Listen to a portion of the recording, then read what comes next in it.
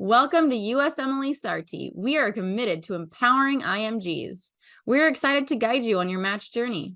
Don't forget to click subscribe and turn on notifications so you can get notified whenever we add new content. Also, follow us on Instagram and Twitter for the latest tips and tricks regarding everything USMLE. Now, let's dive into it. So, welcome everyone. This is a special session today and tomorrow.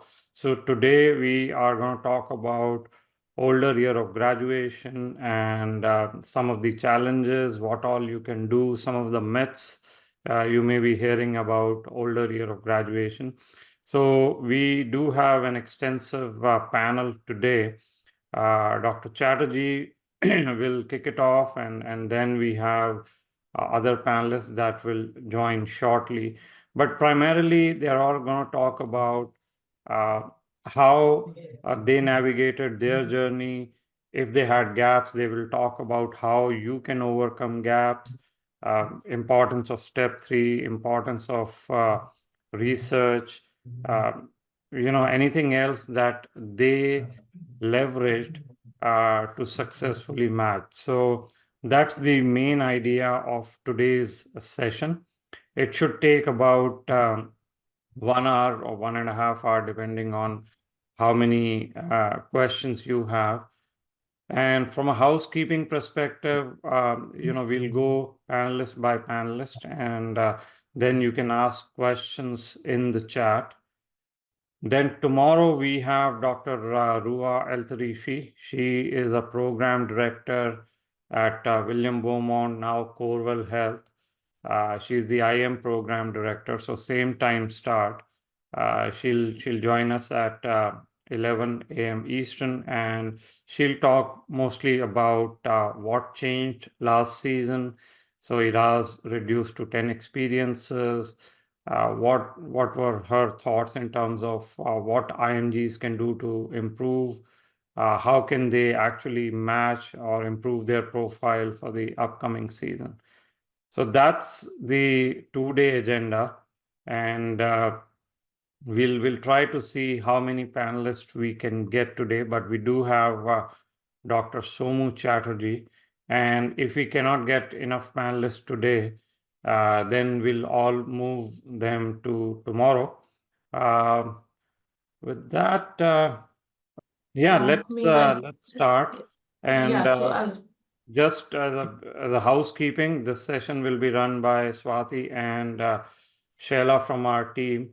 And I'll have to leave, and Dr. Chatterjee will also have to leave. But we will be back. I will be back tomorrow. And if there are questions that are unanswered, we will take it tomorrow. And if the panelists are not able to join today, we'll get them tomorrow as well. So, don't worry about it. But let me give it to Dr. Chatterjee now, and he'll take it from there. So, Somu, all yours. Good morning, everyone. I'm Dr. Somu Chatterjee, and I don't know if you had a chance to look at my or listen to my the introduction, like a few seconds, or maybe 1 minute introduction for the seminar. So I'll kind of recap for those who don't know me. So I am a graduate, like it's been 22 years since I finished medical school, but also I've done a lot of things. I've not had a single break in my career. I've been engaged clinically for 10 years in India, doing a lot of stuff. But when you come to US, it really doesn't count because they want to see your American experience. So like many other people, I was stuck in the visa rut. And so when I applied, so I came to US, I was like, okay, what can I do since I'm already 10 years behind and I'm already an old graduate when I came to US. I was like, let me do MPH and buy some time. I did MPH. I'd worked in the health department, so that was another around 5-6 years. Then I was fortunate enough to get a teaching position in a physician assistant program, and I took that opportunity and I taught them for 7 to 8 years, and filed for my green card and everything. So I took that time to develop my CV. in many different ways, in ways of research, in ways of showing my academic competence. And then I came across USMLESarthi because it has always been, that is our first love, right? So we always wanted to do medicine, and so it was so beneficial. Like, you can read a lot of information on the internet, you have a lot of friends everywhere, but what USMLE Sarthi really helped me is to get all this information at one place, and also not from one or two individuals, from a whole group of residents, fellows who have been through this pathway, and also many times attendings and program directors like you'll have tomorrow. So it was really immensely helpful in kind of, if I can use the word, curate my CV. A CV is what I've done, so I could not change much. But what was deficient and what I needed to do, the add-on aspects of it, USMLE Sarthi really helped me out on that. And then, when they ask you to write a personal statement of 625 or 75 words, with my 20 years of experience, it is so difficult to boil it down to one page and then figure out what to leave out and what not to leave out because of too much experience, I would say. And in my case, may or may not be related. So Sarthi really helped me kind of clear out the fluff and figure out what is really important for the programs as an applicant. So everybody's CV is very unique. Some have, so I did not have clinical experience here in US. My scores were very low. I had multiple attempts in CS and step 3. And but even then, I was able to talk about what I've done and my work experience, and people listened to me. So I ended up getting 11 interviews in only family medicine. So I applied to only family medicine. I got 11 interviews, and I applied only when I got my green card in hand.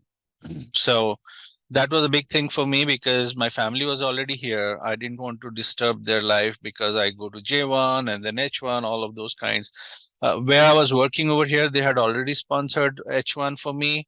So I went ahead and also developed my CV good enough that I could apply for some the visa categories. Uh, so it took a long time to plan, and being honest about it, you can plan only so much and then hope for the best, right? But do not give up. First is figure out your circumstances. Do not give up. Always, whatever you do, if you keep your main goal at the end of the tunnel, that even if there is iota of chance, maybe 5 years down the line, 10 years down the line, then your CV is already so strong that people are like, oh yeah, so you have like really worked hard all these 10 years for one single purpose. So that is what I think really benefited me, because I knew there was a very remote chance of getting into a residency. But all the while I did work, I was able to work and get experience which is related to academic medicine. So that helped me a lot.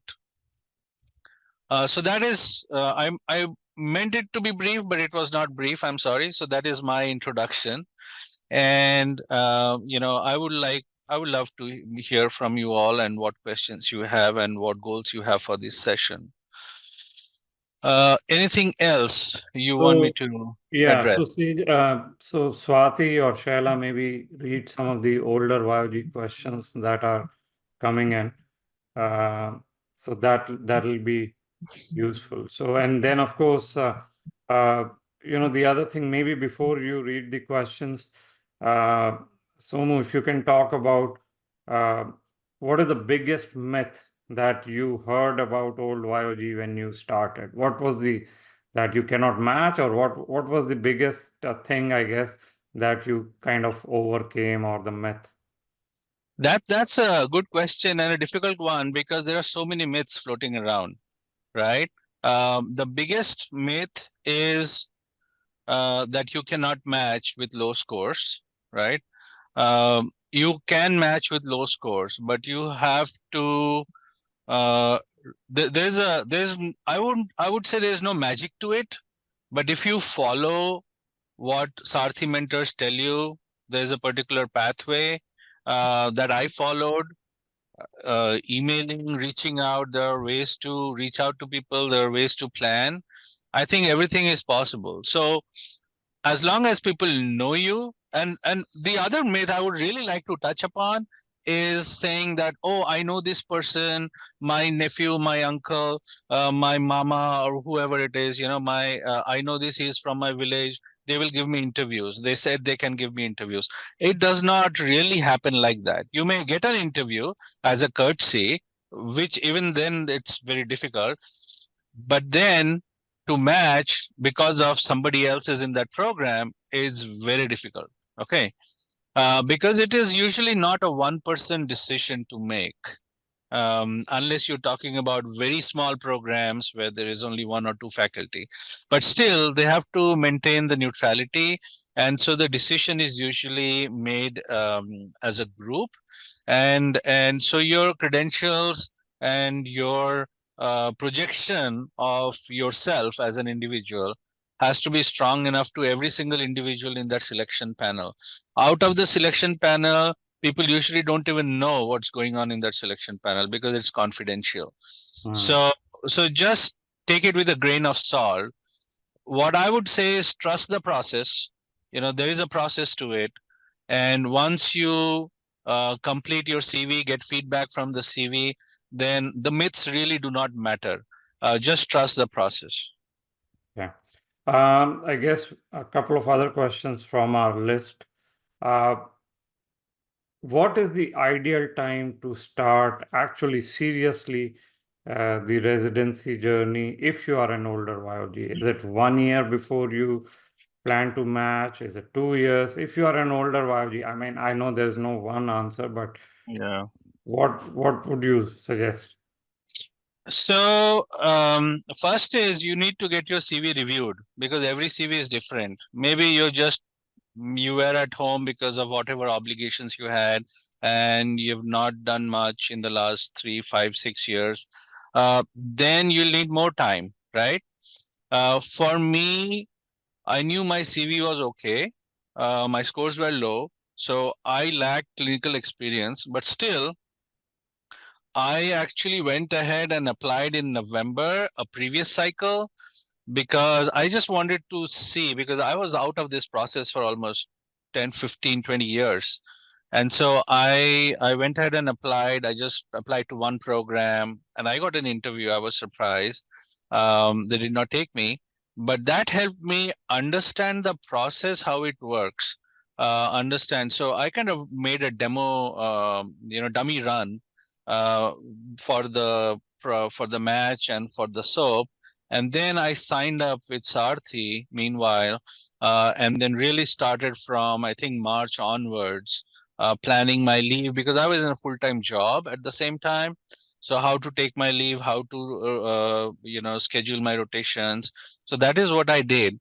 But even before I did the dummy run, even 1 year back, I had started rotating with people maybe once a week here and there at my facilities that were near to me. So I would say it took me almost 2.5 years to do certain rotations to build up my profile that is kind of very focused towards residency application. And everybody's timeline is different. Yep, yep. Okay, so maybe Shaila, you can take a couple of questions from the audience for Dr. Somu. I know he also has to leave. And then we do have other panelists who have joined, Dr. Paranjyothi and Dr. Kodishala. So Swati, give them audio and video access.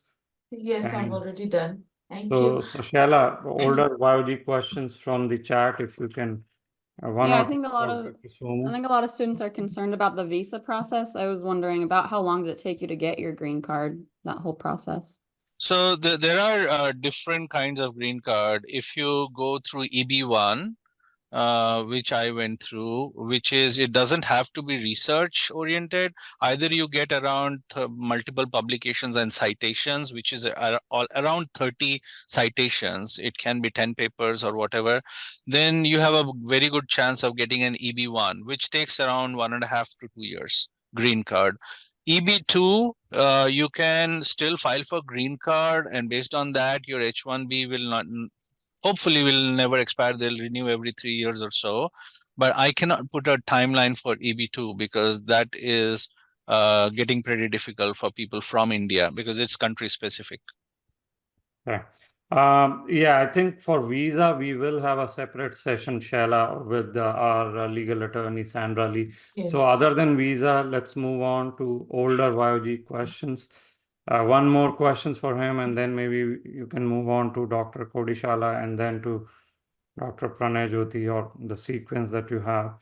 And, I will have to leave as well, but I trust you know how to run this. So any other question that you're seeing, Shaila? Gaps are kind of the big concern. You talked about having home country experience and then coming here. So what's the main way that you overcame those gaps? So, so there are gaps. So the main way to overcome those gaps is to show after the gaps that you have been engaged in something clinical. It can be clinical research. I know some of the mentees had gaps, but they were, after the gaps, they were engaged in clinical research in psychiatry, clinical research in neurology, stuff like that, to show that you are interested. And then you still go and apply in some other field, but also talk about how what you did is applicable to the field that you are applying to. Okay. Even if you did research in psychiatry and you're applying in pediatrics, you can talk about how psychiatry in pediatrics is important, right? If you do research in neurology, you're applying to OBGYN, right?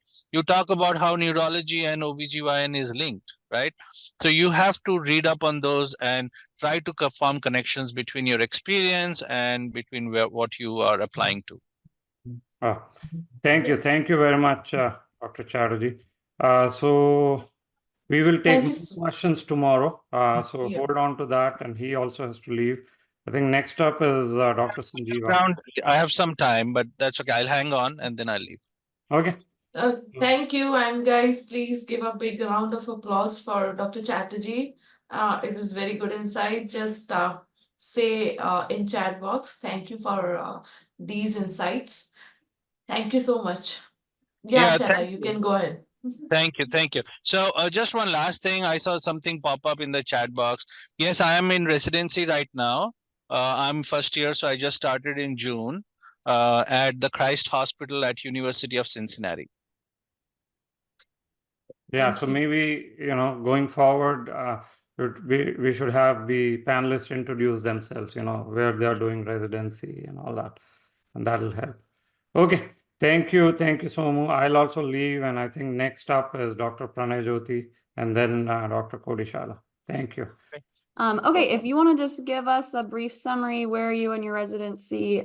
Just kind of a summary of your profile, and then kind of talk about the challenges that you have had as an old YOG. Okay, just a little bit about myself. My name is Paranjyothi Rao. Originally, I am from India, and I graduated from medical school from there. After that, I worked a couple of years in India. Then I went to Armenia. I worked there, and then I worked a couple of years in Jamaica. Then I moved to UK, and there I did my MRCGP, and I did rotations in the US, and right now I'm doing my Transitional Year residency program. I started last June. That is where I am right now. I'm working at Hackensack Palisade at the moment. This is a little bit about myself. Just to summarize, I'm an old grad with average scores. Still, I got into the program. That's what I'm doing right now. Transitional Year. Perfect. Okay, thank you. Okay, do you want to share with us maybe some challenges that you faced during the application journey? Yeah, first of all, first challenge was lack of confidence, because straight away there is a all over like a myth that there is no point of trying. That itself puts us off, because it takes lots of effort, especially being an old grad, to put everything aside and focus on residency part. It takes a lot. That itself was a challenge, but when I actually started working on my previously I applied and I then gave up. To restart, it was very hard, but after I joined Sarthi, it helped me to streamline my efforts, to focus. The challenges, what I had was, first of all, being an old grad, and the preferences of the programs, they are mainly looking for recent grads. So that means my interview numbers were low, number one. And also, being an old grad, that means I had more responsibilities personally. So focusing on residence application was difficult. That means taking my time out to do the rotations, or focusing on research, or building my network. These were the main challenges. Of course, when we are at this stage, finances is also one of the biggest challenges as well. So these were the like general challenges what usually all grads tend to face. Those were the same challenges I had. In terms of overcoming these challenges, it's step by step.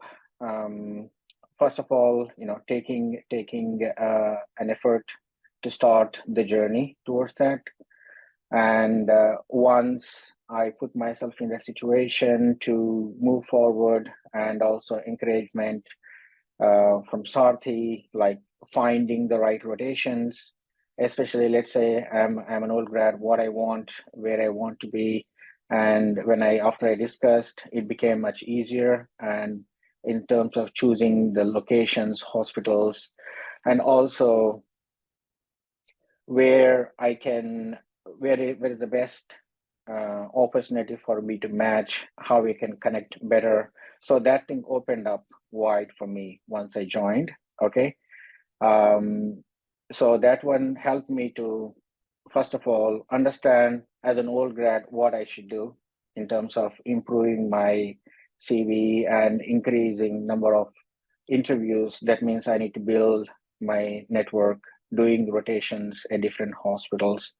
And mainly it helped me to understand what they are looking for, even though I know. But after I joined Sarthi, then I know, like after hearing to webinars like this from before, how old graduates got into residency programs. So it gave me an idea to how to work it through systematically.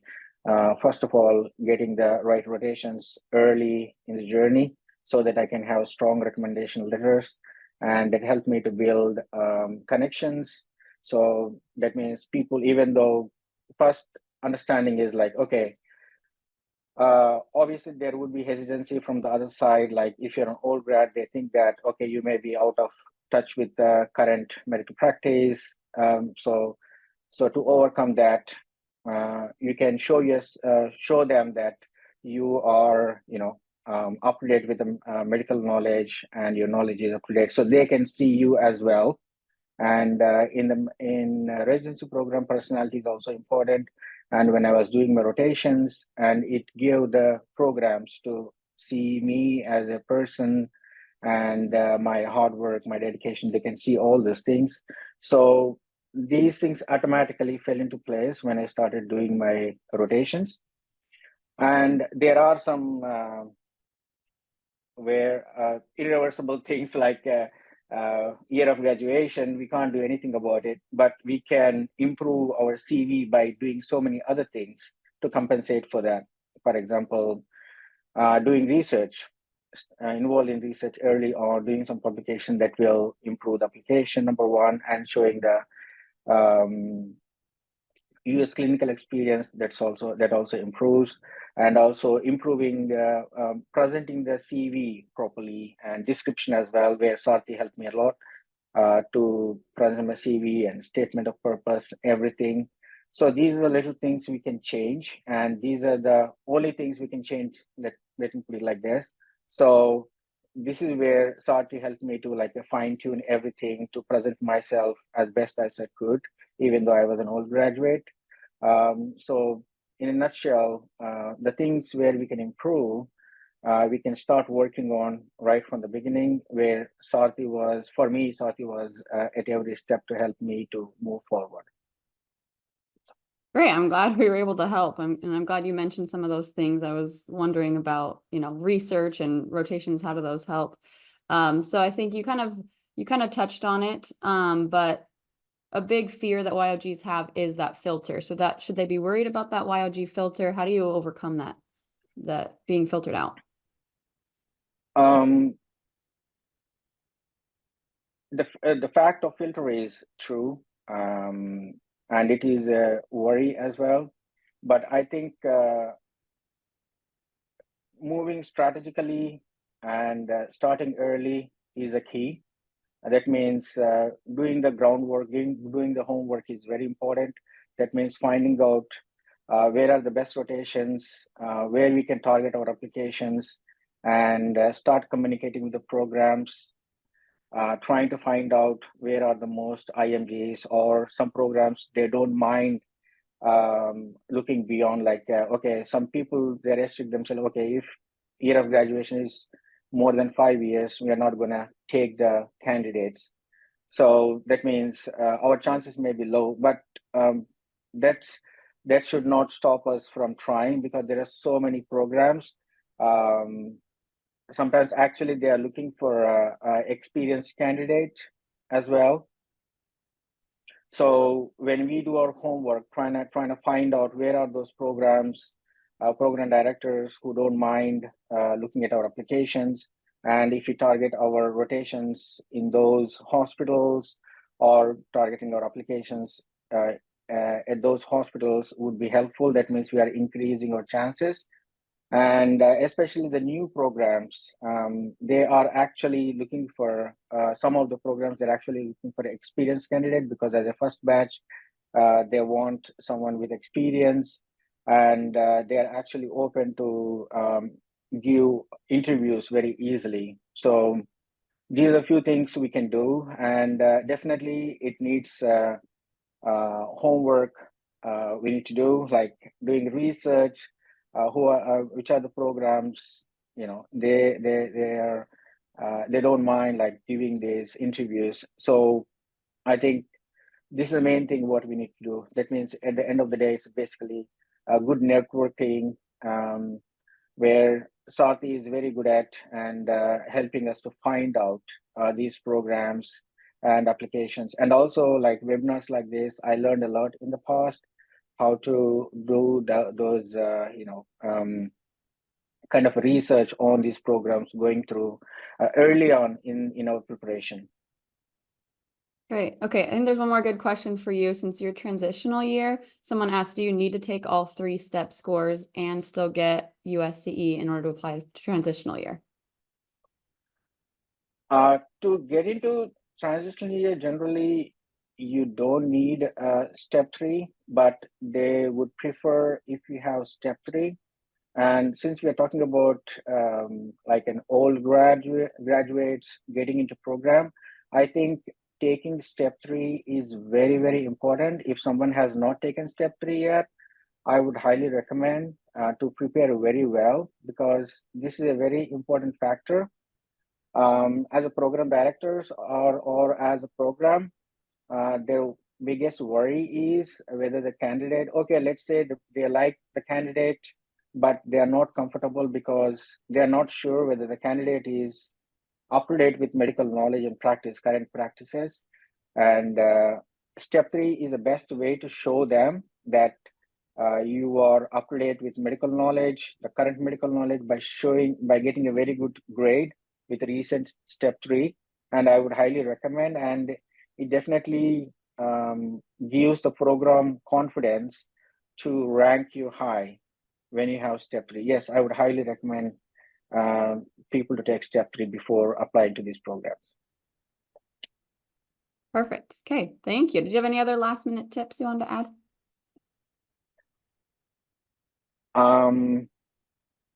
In general, I think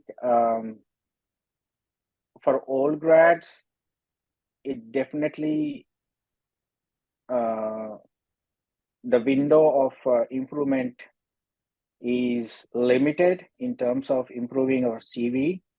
And the biggest tip I wanted to give is to network and do a wider search and try to improve the CV in every angle where Sarthi is very, very good at. And that's what helped me a lot to smoothly transition into the program. So yeah, so try to like tailor your efforts based on the CV which you already have.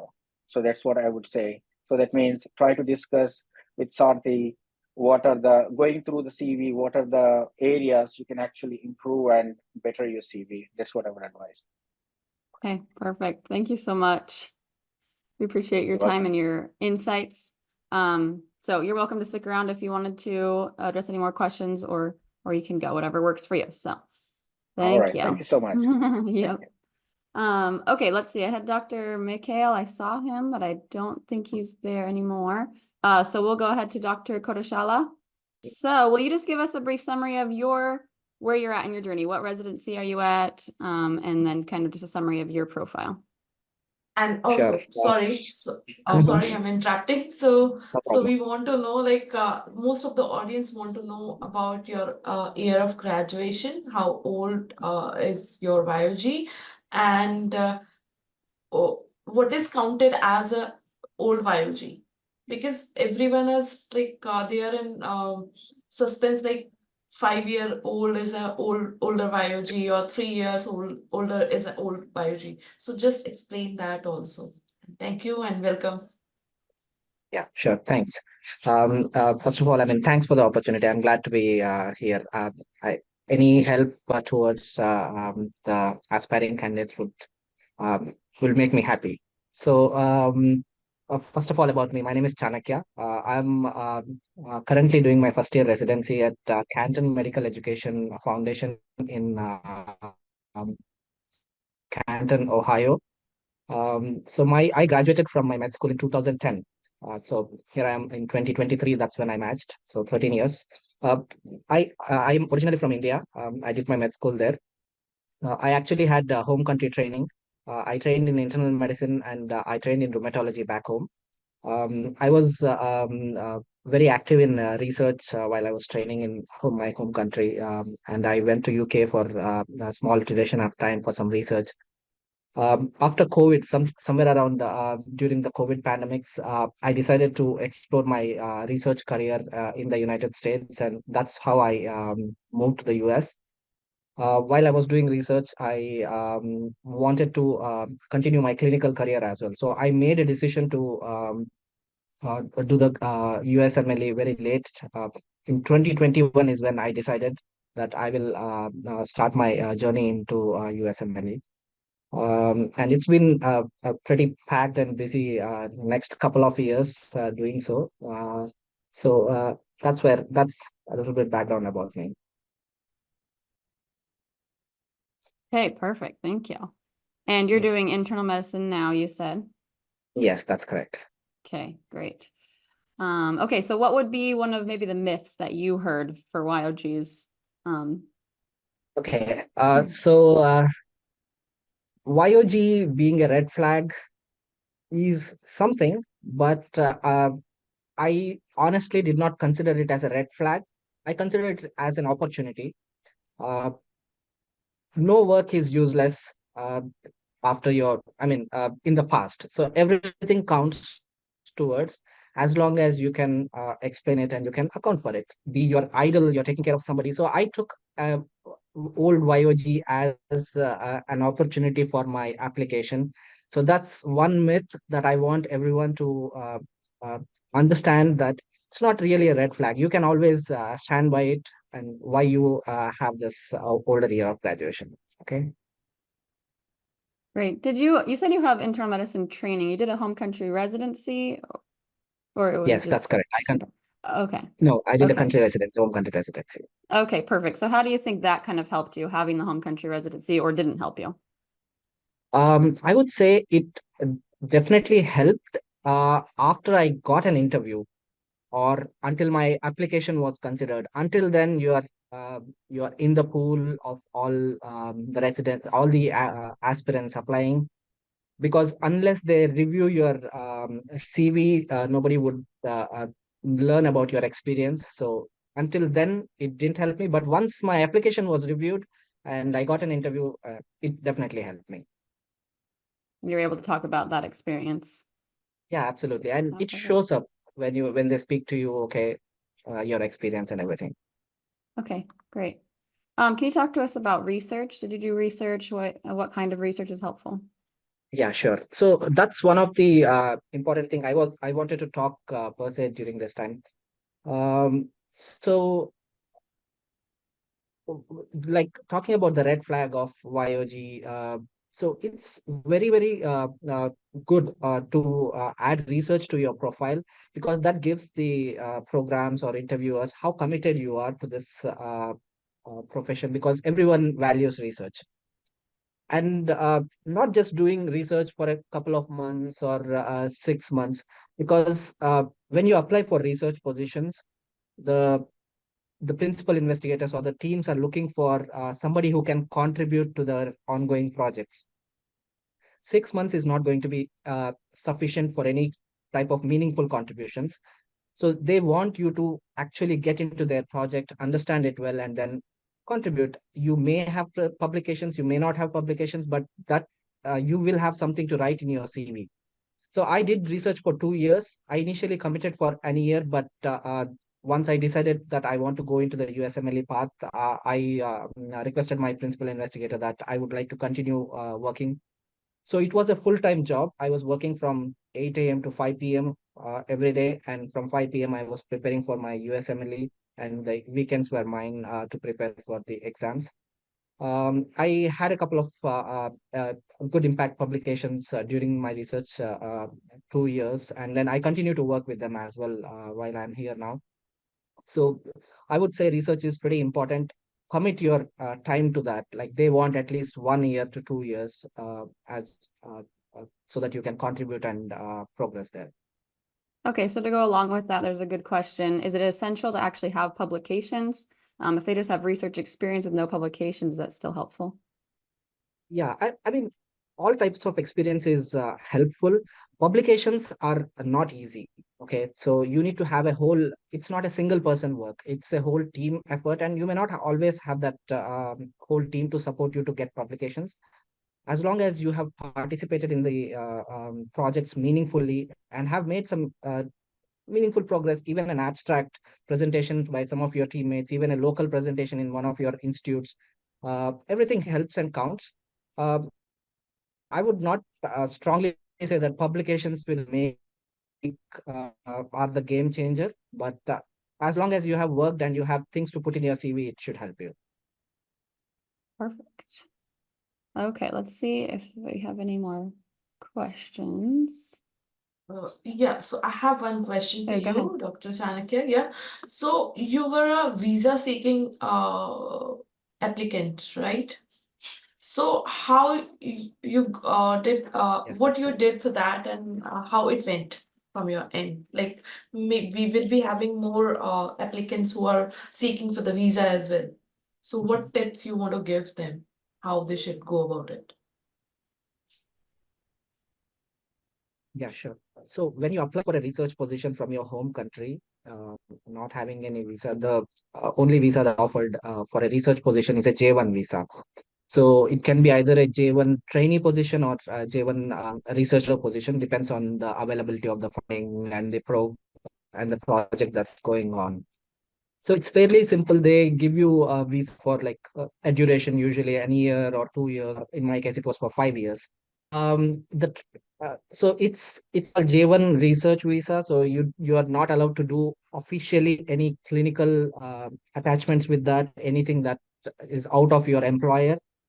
But there are ways you can always have an informal request to your PI and get some clinical attachments. Okay, that's one. And then you match into your clinical part. So your visa changes to clinical.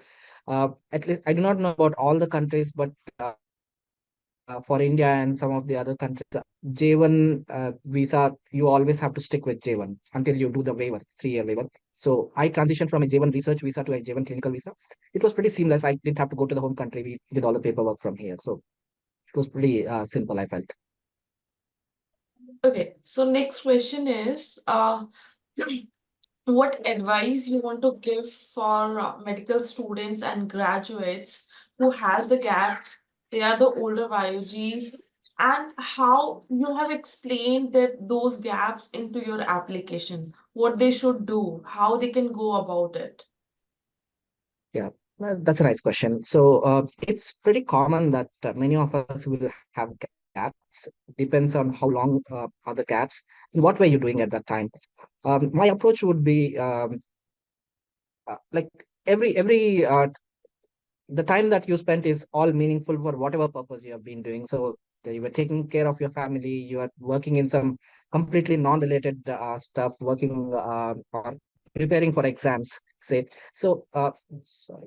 So I would explain these gaps in the very fair context of what I have been doing. And there is a place to explain in a few lines that how it added to your career or your life.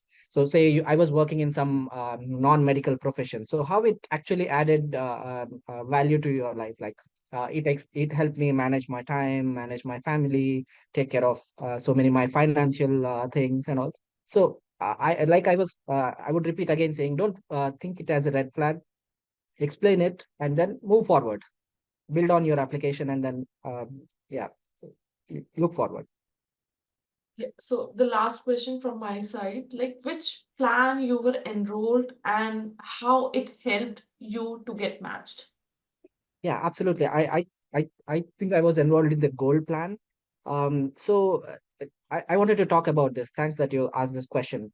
Uh, so like I said, I was working full-time research, 8 to 5. I was studying from 5 to 8 p.m. and then I was working all weekends to get through the exams.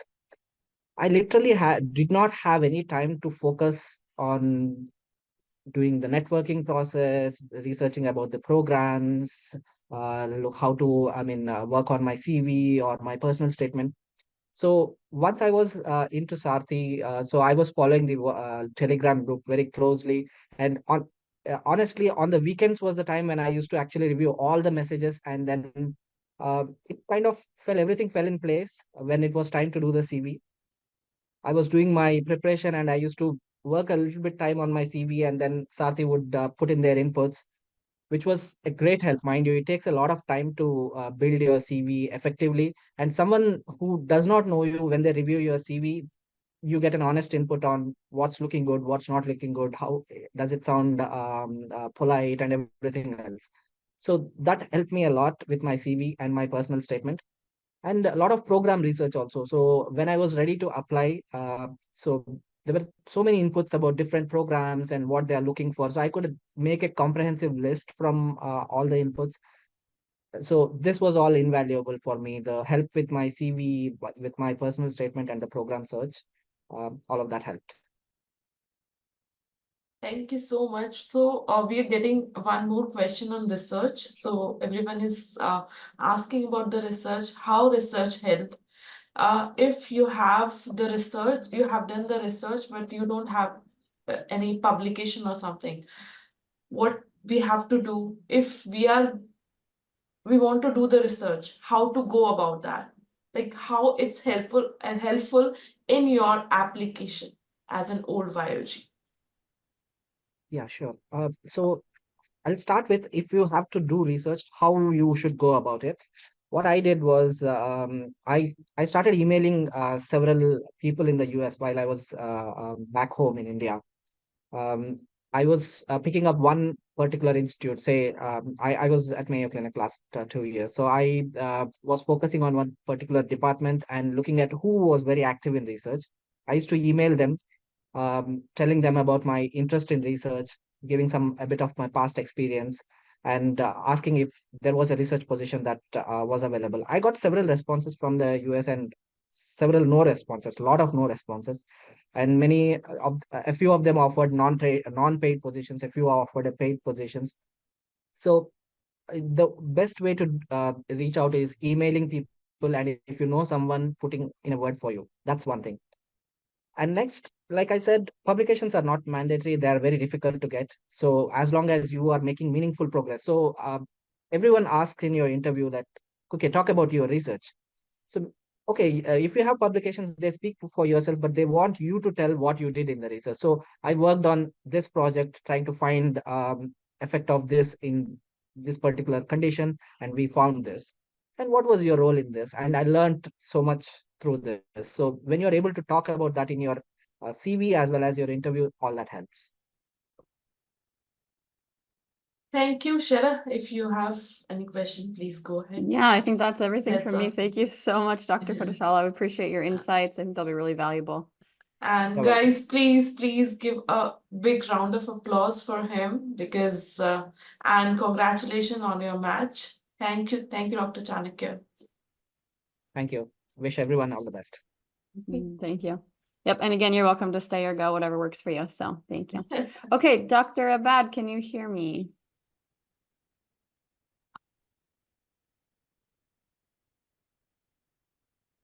Hello, Maybe. are you there? Dr. Abaid, can you hear us?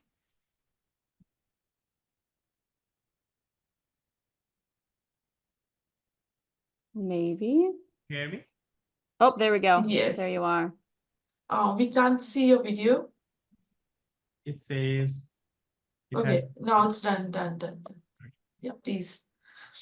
There we go. Okay. Hello. So I'm big fan of you. I've seen your interview last season. It was wonderful for everyone. We'll get lots of questions for you on YouTube as well. So first of all, I would like to welcome everyone. I can see we have more than 80 attendees. I want everyone who's listening to me, raise your right hand, put on your left shoulder, and pat yourself. This is the first step. You already did. It's the first step. This shows that you want to do something, right? That's why you are here. So that's the first step we need from everyone. So good job, encourage yourself. That's the first thing I want every one of you to hear that. I'm an old graduate. I know what questions you're going to ask. So I'm from Pakistan. I'm from Rawalpindi Medical College. Right now, I'm a second year internal medicine resident at Baptist Memorial Hospital in Oxford, Mississippi. I am a graduate from 2014 and I matched in 2022. So 8 years, right? I joined USMLESarthi thinking that, oh, I paid them like 4,000. Now I should match. That's it. That's what I wanted to do. No.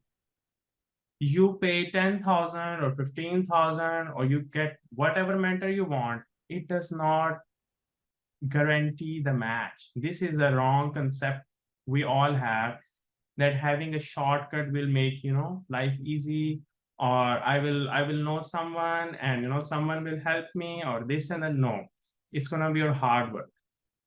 Well, now everyone is doing some hard work. We have to think, are we doing the hard work in the right direction or no? Right?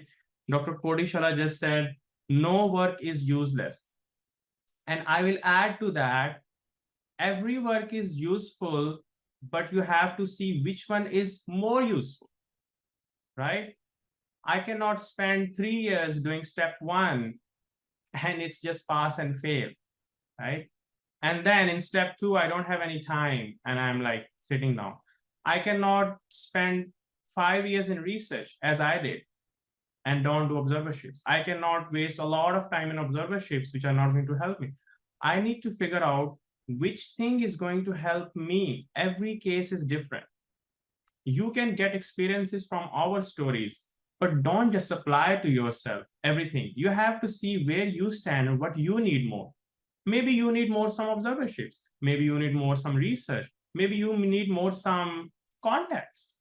Maybe you need to work on, maybe your USMLE score is so bad, or you have, attempt in one of the USMLE exams. So what we need to do, we need to figure out to tell the program director, hey, I failed or I have low score in one of the USMLE, but I can still do good in the upcoming exams, right? How will I prove that? You need to figure out how you prove that. Let's suppose we are from international medical graduates, right? We are not from here. So our experience here is not so good. You need to do observerships. You need to tell the PD, hey, see, I'm not from here, but I can do a lot of work here. Research, like anything. So I will say there's no shortcut. I did platinum first year, I did not match.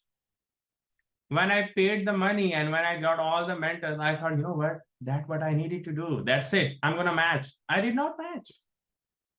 Next year, I realized, you know what, they cannot make me match if I'm not gonna do my hard work.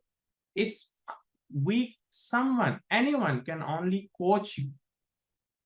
No one can make you match. I have a story. There was a guy, the program director himself told him, if you do research with me, I will take you. He did 3 years of research with publications. The PD did not take him. Can you imagine that? So what we need to do is like, don't depend on other people. Hey, he told me he will help me, or this thing will help me. For the old grad, I'm assuming that all of you guys are old graduates. Some of the questions were, what is the old graduate? It's a very relative question. It depends on the program. Some programs consider more than 2 years as an old graduate. Some programs consider more than 3 years. Some programs consider more than 5. Dr. Kodishala is almost 10 years, right? I mean, I will say more than 10 years. So some programs even say 10 years. So it's different with different programs. It's not a pet number. And even if they say we want to take new graduates, they still consider old graduates if you have very nice CV. Now, you also need to understand why they don't want old graduates. What's the problem with old graduates? Do we have like white hairs, or what is wrong with us, right? The issue is when you get older, the perception, the ability to learn faster goes down. If you tell something to a kid, let's go swimming. A kid can learn swimming earlier than an older guy. You understand what I'm trying to say? So why they want fresh graduates? It's not the age. It's the ability to grasp the knowledge. If you can show them, hey, you know what, I'm 50 years old, but I can grasp the knowledge and I'm not gonna argue with you for everything. That's the issue with old graduates. That's the issue with older people. They think that whatever they are doing, it's right. And the program wants to teach you. The teachers want to teach you. They cannot spend like 2 days in, arguing with you that, what they are teaching is right and what I'm thinking is not right. You need to show that you can absorb the knowledge. You can learn. You are going there to learn, not going there to prove that, you know a lot of stuff. That's one of the biggest issue from the program side, why they don't want the old graduates.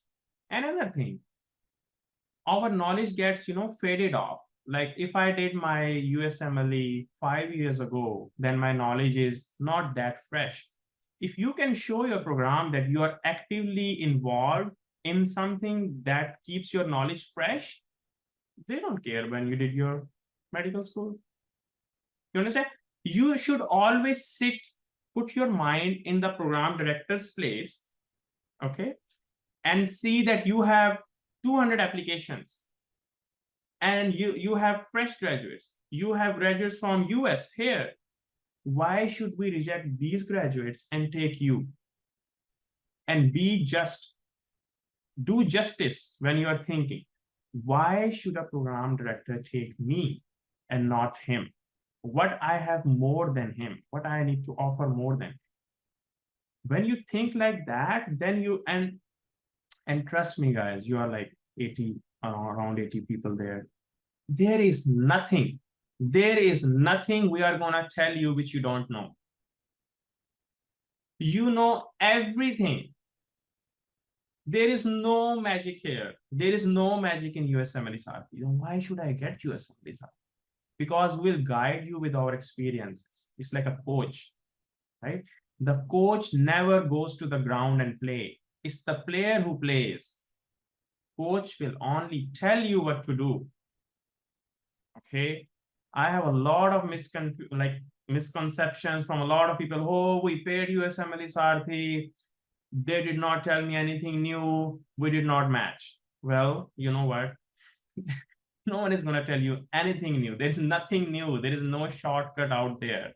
There's no shortcut. You have to do your hard work. Now, what is a hard work? Everyone is different. Now, we recently have our first daughter, okay? She's 4 months old. My wife is a morning sleeper and I am a night sleeper, right? So I wake up in the morning, I take her, and then in the night, I don't wake up. So that's not hard work. The things which align with your mindset and you just do them because you like to do them, it's not hard work. Hard work is the things which you don't like to do and the things which are not in your comfort zone. That is hard work. You got my point? It's very hard for you to wake up in the morning. Now, waking up in the morning will be your hard work. It's very hard for you to, to make contacts, to go and do observership.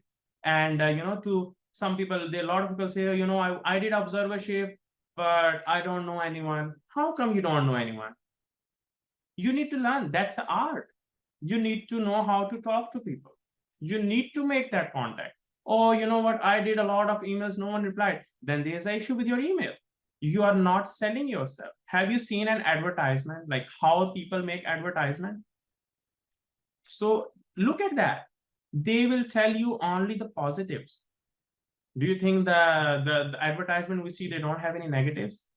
Everyone has negatives. You have to tell your positives in a way that is not proud. It does not look that you are bragging yourself. And also it should not look that you are begging someone.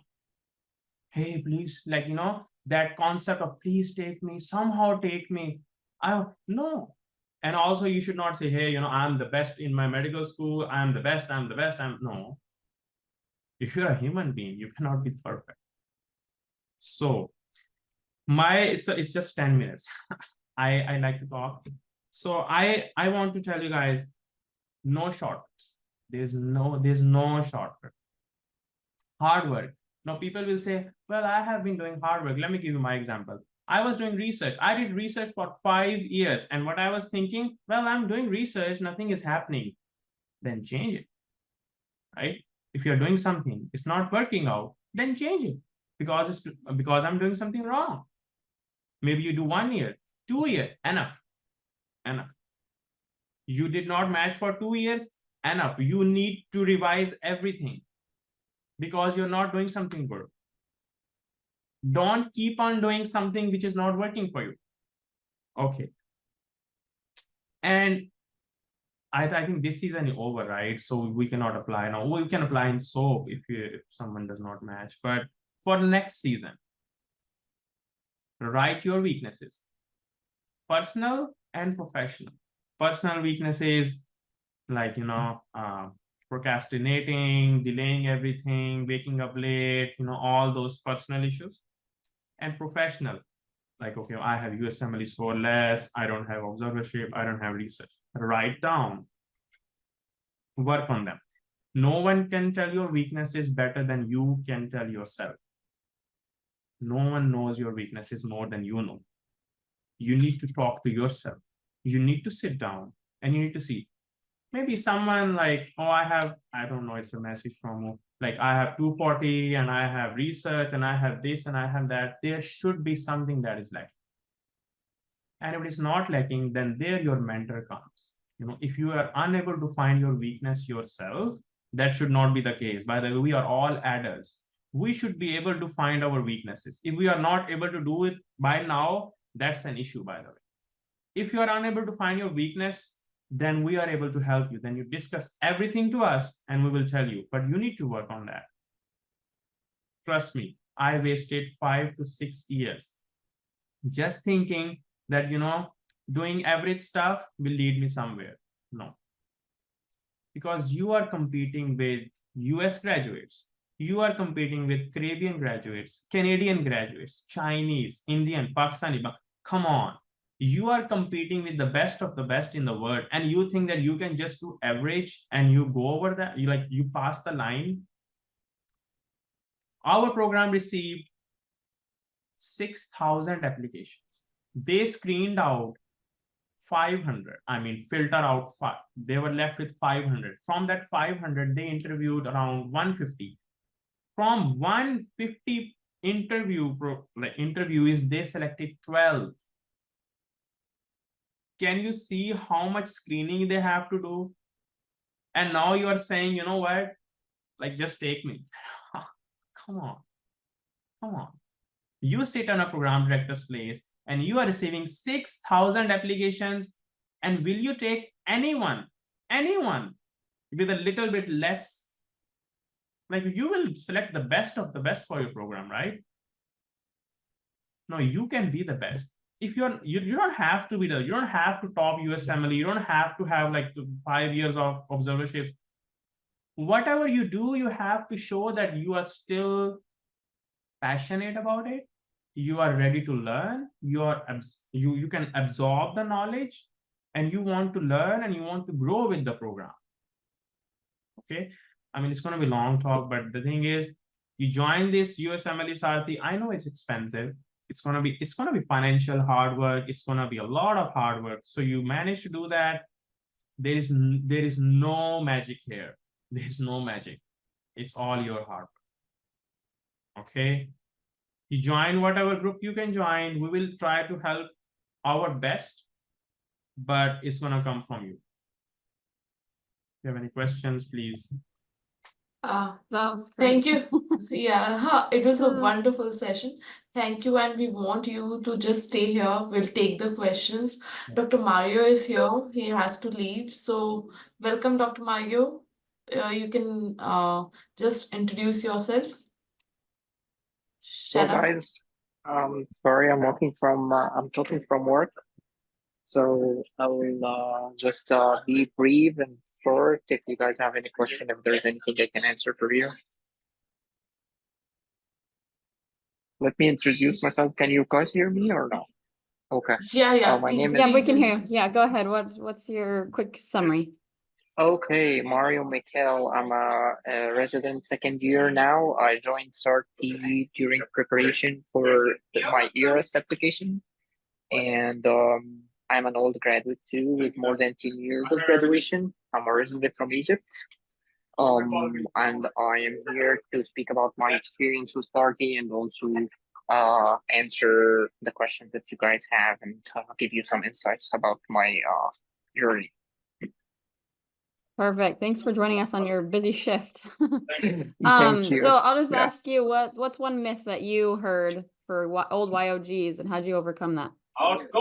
Well, one of the misses, of course, is you will not gonna make it. Try something else. One of the misses is that also they are looking for young graduates. No matter how hard you're trying, it's not gonna work. They are looking for people that are very energetic, very are able to tolerate high level of stress and work, which is not compatible with age, which is not true too. So a lot of messes there. A score is not an issue. Don't care for that. You just have to graduate from an American college. That's not true too. So yeah, those are the stuff that I've heard. Okay, great. Let's see. And you're doing internal medicine now? Right. Is that correct? Okay. And you had a home country residency? I do. Okay. Was that Critical also care. internal medicine No, and it was critical care? critical care. Okay, so you switched specialties a little bit. Kind of talk to us about that. How was that a challenge, or how did it relate? I wouldn't say it's a switch of a specialty because there's no ICU residency here. You have to go to internal medicine or to another residency first. ICU is not one of those things. It has to be a fellowship. Okay, so how did that help, having that experience in your home country, or not help? Well, it did help. It did help because also having an experience like clinical experience and practice back there in your country means that you have some clinical knowledge, and they are looking for someone also to rely on. So I don't think it wasn't helpful. I would say it's helpful. It's just not necessary to have. It's just something extra. Um, it added to my resume and also shined when I was during interviews with program directors, like in pulmonology field or critical care field, that they kept asking stuff like related to my specialty, and when I answered, it was also something helpful. But I wouldn't say it's necessary. I wouldn't say it does make a huge difference, but for sure, anything that you have to put you one step or to make you shine, it's helpful. Great, thank you. Okay, so then how did you did you have any gaps in between there? You did your home country residency, and then so you said you were pretty old YOG over 10 years. How'd you overcome the gaps in that long distance? That's a good question. I think the thing that helps the most in regard of gaps is that to show that you are actively involved. It doesn't have to be in the medical field. It just have to be that you're not silly or doing nothing. So one of the things that can help is volunteering. If you have this also in your resume, that showcase that you are a helpful person and you are someone that also can do good things. I mean, I know that volunteering is not part of our experience as IMGs. So having this in your resume as an extra point is very important. Also research. There is a lot of programs that offer 1 year fellowship for research, and I did have this one on my resume, so it did also add to my experience, and it was helpful too. Great, yeah, research seems to be a big point that old YOGs do to help get some experience. Right. Yeah. Another thing also I would say is like doing as much observations and rotations. This thing is also very important to them because they need you to they want someone that hits the ground running. That's basically it. So if you have this handy too, right? Oh, I think so no worries, you could. I mean, I'm just trying to also give as much as I can from my experience so that you guys are also having an idea about what worked for me. I would say rotations is the most important because getting used to the healthcare system here is an extra plus. Well, I'll speak at least on my country. We didn't have EMRs, so for that reason, I feel it was a very difficult transition if I didn't have a rotation here. Yeah, I was going to ask you, what type of rotations did you feel like were the most beneficial? Were you able to do inpatient rounding? Yes, I would say any inpatient super takes an upper hand of outpatient, and anything hands-on takes an upper hand over observation. Because in observation, you just watch, you do nothing. But of course, if you are hands-on or sub-intern or externship, those are more practice-wise than watching kind of rotation. Perfect. All right, okay, guys. let's see. Okay, thank you. Your time. So okay, perfect. Of course. Have a great day. No, I'm glad that you jumped in. Thank you for sharing so much. We appreciate it. Have a good day. Have a good Bye. day. Okay, Dr. Abaid, sorry, we kind of cut you off there. Glad we were able to get Dr. Mekhail in there. Are you still with us? Okay. Perfect. I'm So- glad you shared so many great things. I feel like you had some great tips talking about working hard, but also being humble at the same time. It's kind of a balance. And then, yeah, just recognizing your strengths and your weaknesses and bringing those out. So I think you had a great, kind of a great summary. You were going to add something? Well, if anyone has specific questions, what I will say it's the same thing. It's all about you. It's not, there's no magic there. As I'm saying from the beginning, I thought there's one thing like which helped me was a contact that usually helps you. But honestly speaking, I have seen more powerful contacts. Like one of the faculty members, their husband was applying, okay, and he couldn't match. Can you imagine that? Can you have more closer contact than this? That your wife is the faculty in that program and you are applying and you don't match. Now, what else you want? Like what closer relationship you need? So you need a contact, but contact is to a limit. It's you actually. I can share one thing. In my interview, it was like around COVID times after 2021. Yeah, I was interviewing 21. So it was like 30 minutes interview, just 30 minutes. 3 faculty members, 30 minutes. I have to introduce myself. We have to close. So it's like 5 minutes and 5 minutes. So I'm left with just 20 minutes. And these 20 minutes, I have three faculty members. So I'm trying to say like, there's nothing to tell more. I mean, it's very brief and I'm not seeing them in person. So all these, tell me yourself, this and that, graduation, whatever. So in the end, they asked me, when the last time you did some clinical work in a hospital?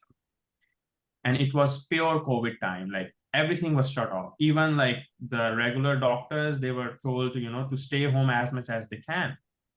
So there's no way we can get any observership or elective or anything. That time I told them, hey, this is COVID going on. I tried to find, I could not find, and that's it. Interview is done. I'm okay. Usually what happens after interview, everyone sends a thank you email. Hey, thank you so much. It was so good. And then we wait for the match. No, what I did different was I came back. I contacted every physician I knew in US, every physician. And I told them, hey, you know what? My interview happened and they asked me about a clinical rotation. I don't have any rotation. I need a rotation. So one of the physicians out of maybe 50 physicians said, maybe we can arrange a 2-week observership for you. I did not wait for anything. I was not in US. I came to US just for that 2-week rotation. I did that rotation. I sent an email back to them. They did not ask me to do a rotation and tell us. They just asked me, do you have any? So I don't have any. So it means that they want me to have some, right? You need to think a little bit forward. So I did that. I told my mentor, like my attending, to send an email to them. They send it. My PD called that person in person. My PD called that person that how was his rotation with you? Can you imagine that? So he was waiting for me to do something after my interview. This is what they want. I was old graduate, low USMLE scores, nothing flashing in my CV. But they saw that, this guy cares. This guy cares what we say. It's not like, oh, we said something and it's okay. Oh, they did not follow up with me, so I'm okay. No. So then, there were all other factors, but then I matched this year. Another example, just a quick one. One of my friends she was with me in research. Now she's a ID attending. So she just had one interview. One interview she got because of some friend's contact. That's it. She has attempt, she has low score just like me, everything. And she in the interview, the PD asked, okay, you did some research, this, what can you bring to our program? You did a lot of research. What can you bring to our program? Why should we take someone who has done research? What is our benefit in that, right? I mean, it's a residency program. It's not a research program. So she did not have any answer to that, right? Interview was done. She went back home. She researched the population of that program. She made a whole new protocol. How can we address diabetes in your population of your hospital? And she sent back to the program director, hey, you know what? If you give me a chance, I can do something for your diabetic population. You understand? Like, he asked a question and she followed on that. So now the PD knows that, you know, if I take this girl, she's going to do something for us. So it's like a mutual benefit. They are giving us training. They are giving us something. We need to also show that we can also bring something. Either we can bring knowledge to them, either we can bring clinical skills, research skills, we can bring something who can advocate. We need some residents in a program that can go to conferences and talk, right? And represent their program.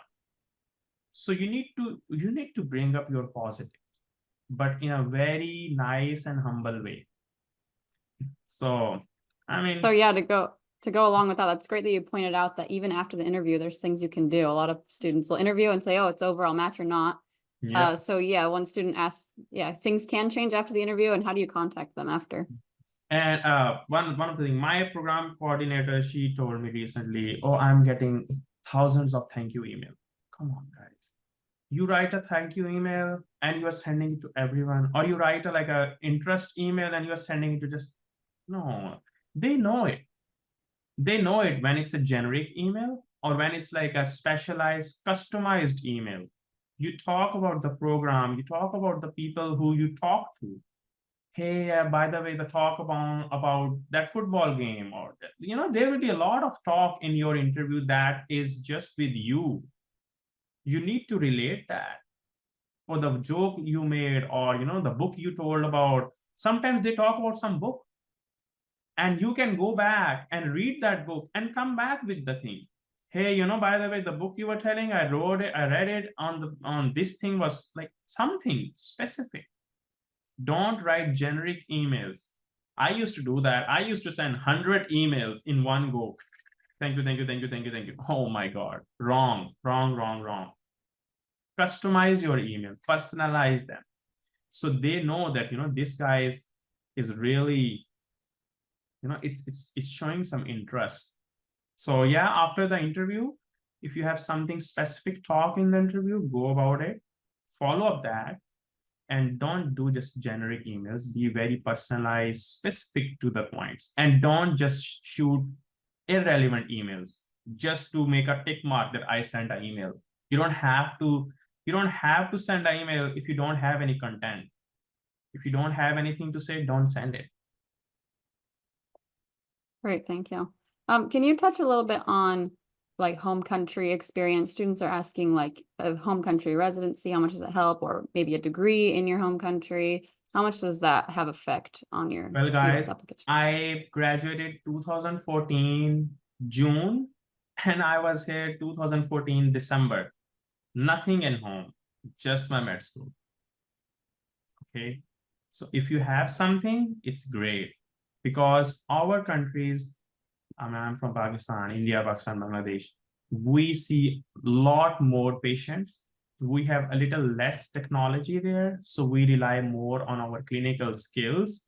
If you can mention that, you know, I did 3 years of training, or I did 5 years of work there, it means that you have that clinical skill. So you have to advertise that thing. I did not have it, so I don't know. So, but yeah, it will sure help you.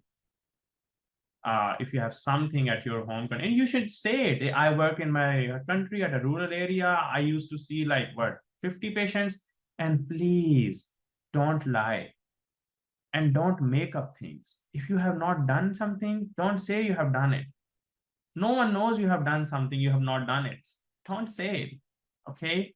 Because they will know what if you are lying or not. Just be truthful and it will help you. Great, thank you. Let's see. Some students have attempts on exams. What advice do you have? I mean, you don't have to share exactly, but I guess if there's attempts on exams, how do you feel like you overcome that? Well, if you have attempt in step 1, I will say it's pass and fail. So it means that they even don't care about step 1 anymore. I did step 2 CS. I know, I think now it's just an English test. So if you fail that, it's okay. It means that, you're learning English. Step 3 is also just pass fail. Basically, you just need to pass it. Only step you need to show something is step 2 CK, your clinical knowledge. Well, if you fail that one, that one also, your next bet is your step 3. If you have failed step 2, if you have failed anything before step 3, you still have one piece left. You take 220 plus in that, and you can show your PD, hey, you know what, that I was not studying very good, but now I'm good. That's it. No one is like looking at your past. They just want to look at your present, what you are doing right now, and what can you do in the future. If you can prove your present and future that you will work hard and you are working hard, past is gone. No one cares about that. But you need to prove it, right? You need to do something. Well, let's suppose your step 3 is also gone and you don't have any chance to improve anywhere. Now it comes like research, observerships, write something. Dr. Kodishala was saying that publication is hard. Yes, the core, the bench publication is really, really hard. You need like 2-3 years. But review articles, case reports, these are publications. It takes like, honestly speaking, it takes like 3 days to do a case report. 3 days. You write, you search today, you write tomorrow, day after tomorrow, you sit with someone and you submit. It's like an essay.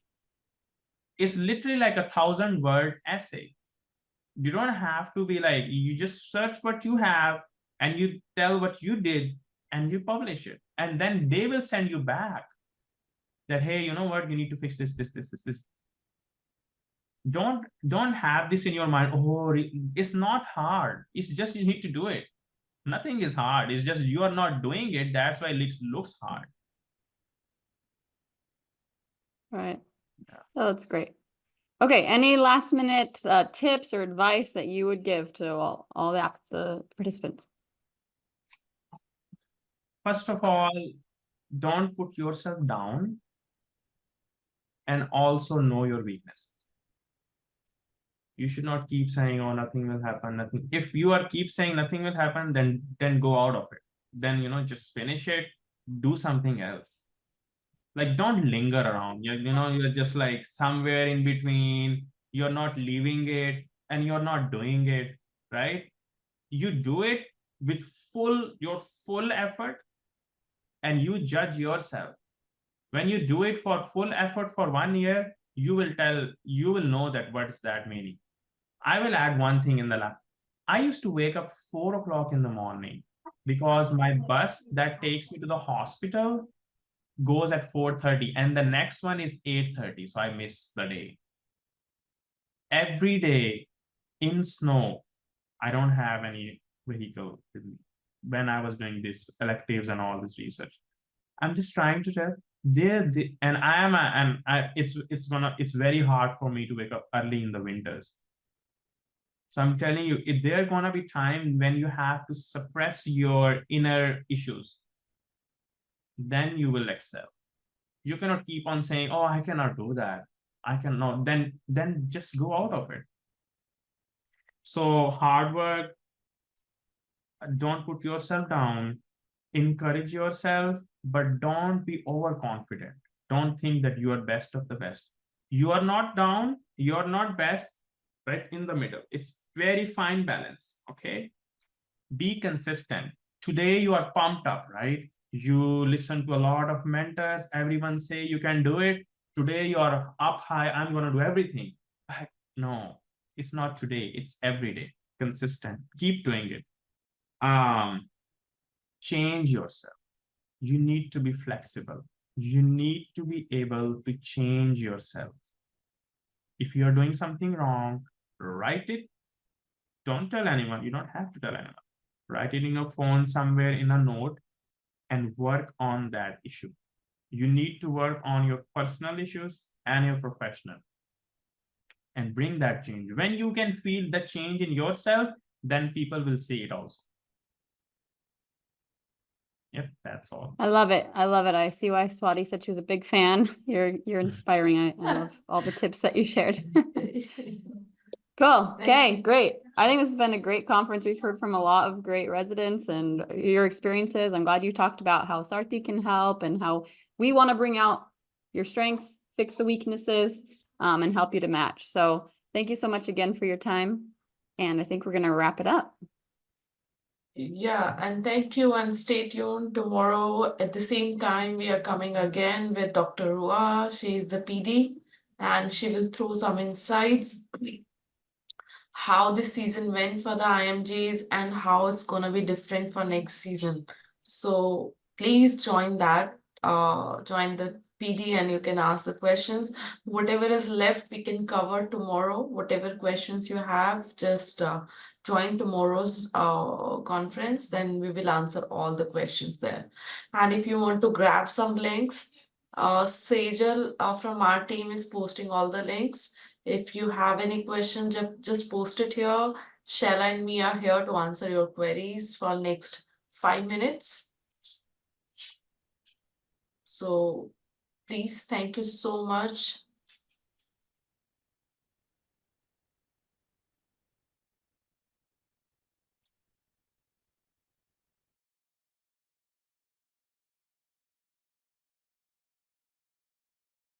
Thank you so much for watching. We hope that video provided valuable insights for your journey. Don't forget to subscribe to our YouTube channel and follow us on Instagram and Twitter. And check out our website for details on how we can guide you to a successful match.